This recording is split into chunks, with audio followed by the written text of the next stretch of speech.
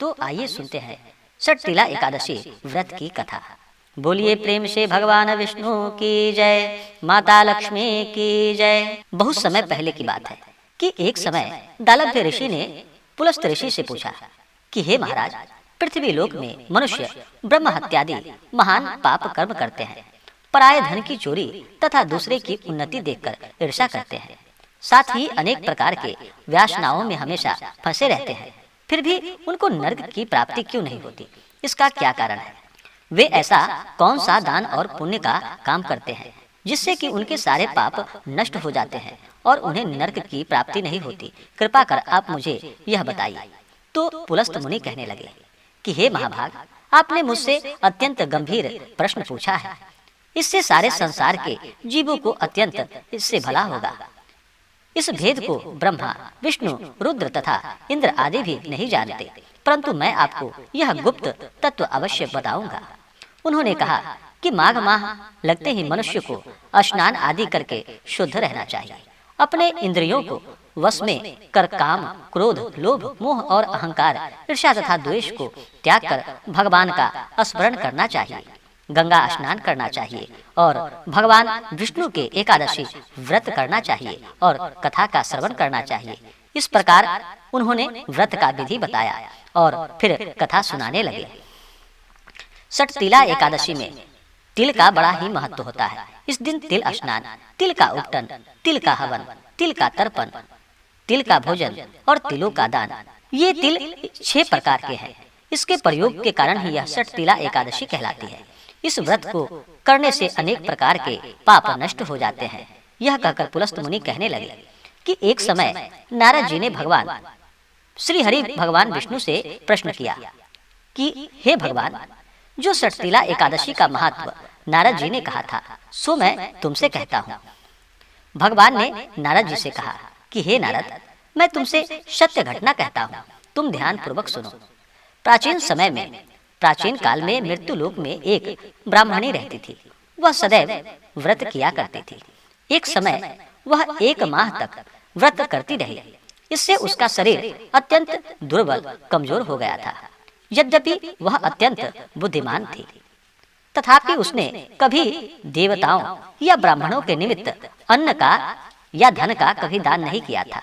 इससे मैंने सोचा कि ब्राह्मणी ने व्रत आदि से अपना शरीर शुद्ध कर लिया है, अब उसे विष्णु लोक तो मिल ही जाएगा, परंतु उसने कभी भी अन्न का दान नहीं किया।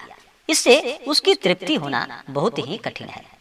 भगवान ने आगे कहा कि ऐसा सोचकर मैं उसके पास भिखारी का वेश धारण कर मृत्युलोक में उस ब्राह्मणी के पास पहुंचा और उससे भिक्षा मांगी। वह ब्राह्मणी बोली कि महाराज, किस लिए आए हो? मैंने कहा कि मुझे भिक्षा चाहिए। इस पर उसने एक मिट्टी का ढेला मेरे भिक्षा पात्र में डाल दिया। मैं उसे लेकर स्वर्ग में वापस लौट आया। कुछ समय बाद ब्राह्मणी भी शरीर को त्याग कर स्वर्ग में आ पहुंची। उस ब्राह्मणी को मिट्टी का दान करने से स्वर्ग में सुंदर महल की प्राप्ति हुई, परंतु उससे अपने घर को उसने देखा कि मेरे घर में सब कुछ तो है, लेकिन अन्न और धन की कमी है। उसने अपना घर अन्नादि से शून्य पाया। वह घबराकर मेरे पास आ गई और कहने लगी कि हे भगवान, मैंने अनेक प्रकार का व्रत आदि से आपकी पूजा की, परंतु फिर भी मेरा घर अन्नादि सब वस्तुओं से शून्य है। इसका क्या कारण है? इस पर मैंने कहा कि पहले तुम अपने घर जाओ, वहाँ पे देव स्त्रियां आएंगी तुम्हें देखने के लिए। पहले उनसे षटतिला एकादशी का पुण्य और विधि सुन लो, तब फिर द्वार को खोलना। ऐसा वचन को सुनकर वह अपने घर चली गई। जब देव स्त्रियां आई तो द्वार खोलने को उन्होंने कहा, तो ब्राह्मणी बोली कि आप मुझे देखने आई हैं, तो मुझसे पहले षटतिला एकादशी का व्रत, कथा और महात्म्य मुझसे कहो, उसके बाद ही मैं दरवाजा खोलूंगी। उनमें से एक देव स्त्री कहने लगी कि सुनो, मैं तुम्हें षटतिला एकादशी का व्रत और महात्म्य बताता हूँ। जब ब्राह्मणी ने षटतिला एकादशी का महात्म्य सुना, तब द्वार खोल दिया। देवांगनाओं ने उसको देखा कि न तो वह गंधर्व थी और न ही आसुरी है, वरन पहली जैसी मानुषी है। उस पर ब्राह्मणी ने उनके कथा अनुसार षटतिला एकादशी का व्रत किया।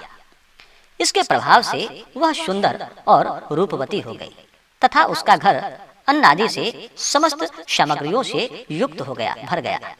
अतः मनुष्य को चाहिए कि अपनी सभी मूर्खताओं को त्याग कर षटतिला एकादशी का व्रत करे और लोभ न करे।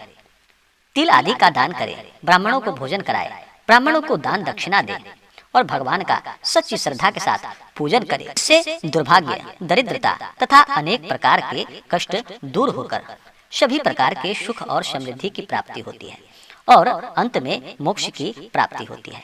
तो बोलिए प्रेम से भगवान विष्णु की जय, माता लक्ष्मी की जय। षटतिला एकादशी के व्रत में सच्ची श्रद्धा के साथ भगवान विष्णु, माता लक्ष्मी का पूजन करना चाहिए।